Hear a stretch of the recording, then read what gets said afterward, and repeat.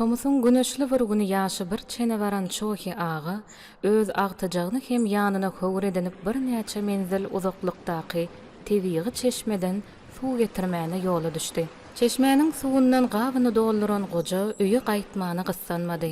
Ol öz ýany bilen getiren çaça toyun heykeljigini öňüne goýup doga dilek etmäge başlady. Tibet diline çaça sözü täzeden döretmek diýmekdir. Ol söz doga dilek edilende çokunulýan bu danyň toyundan ýasalan kijijik heykeljigi barada aýdylýanlar. Bu sapar ýaşuly çoği ummasyz çaça suwunyň emele gelmegini alamatlandyrýan toyun heykeljigini suwda ýerleşdirdi. Onuň ynamyna görä, beýik bir baryň ýalkan bu çaça suwy haýsy ugry aksada, ol suw bu akabanyň boýnunda ýaşaýan adamlara awadançylyk we bereket getirýändir. Biz Ýandy derýasynyň göz başynda ýaşamyzdan o ýerlere ýyda gedýänim özümiz. Indi 70 ýyl bäri bir ýerde ýaşap gelýän.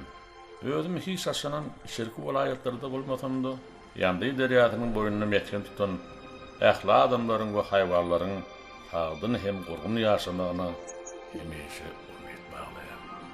Ýangy 5 ýaşyna ýeten Soma atly gyýdaktyjagy öz atasynyň bu hereketlerini nähili düşünmeligini bilmeýärdi. Belki de ol gyýdjagy özüniň göz başyndan uzaklara akyp gidýän Ýanzy derýasynyň kenary tädeňze baryp goýýança şol açyk renkli ýaýly gullar bilen owadan gaýma kimin bedelip gidýändir diýip özüçe göz öňüne getirýändir. Bu suw gözelligi döredýän täsinlikdir.